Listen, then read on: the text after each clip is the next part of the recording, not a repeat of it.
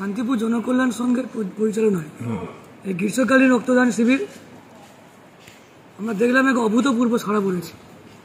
আমরা পরিকল্পনা করেছিলাম যে ৪৫ জনের মতো রক্তদান করবে।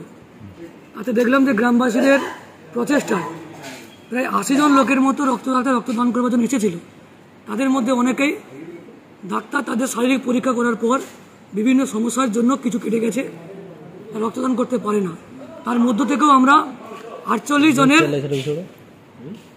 রক্তদান করেছি, যার বেশিরভাগটাই মহিলা। ২০ জন পুরুষ এবং ২৮ জন মহিলা রক্তদান করেছে। অক্লান্ত পরিশ্রম ক্লাবের মেম্বারদের এবং এলাকার গ্রামবাসীদের মধ্যে তারা চেষ্টা করেছে, শুধু গ্রীষ্মকালে নয়, বছরে দুবার তারা রক্তদান করার জন্য একটা প্রতিশ্রুতি দিয়েছে। কোন ব্লাড ব্যাংক এসেছিল এবং কতজন দিয়েছে এখন পর্যন্ত?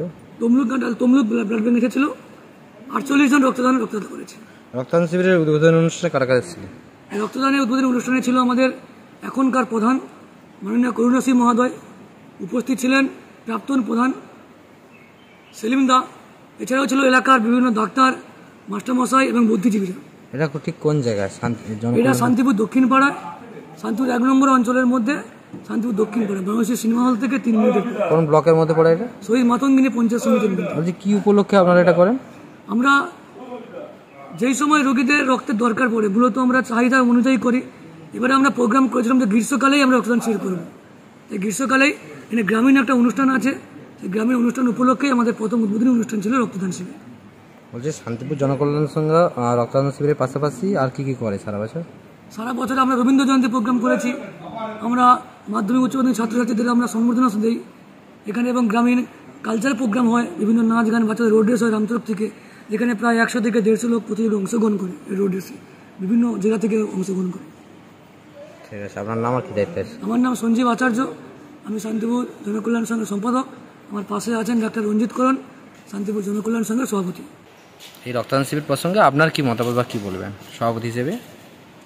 বলতে আমাদের রক্তদান শিবিরটা আগে হতো, বিগত ২ বছর হয়েছে, কিন্তু আমাদের গ্রামীণ ক্লাবের যে বাৎসরিক সাংস্কৃতিক প্রোগ্রাম হয় ওই সময় করার আমরা সুযোগ পাইনি। তাই আমাদের বাৎসরিক মায়ের দেশ পূজা উপলক্ষে আজ এই ক্লাবের পক্ষ থেকে রক্তদান শিবির শুরু করেছি।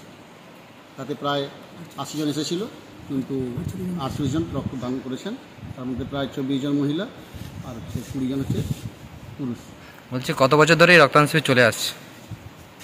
আগে হয়েছিল, ঠিক বছর ৩-৪ বন্ধ আছে, তার আগে ২ বছর হয়েছিল।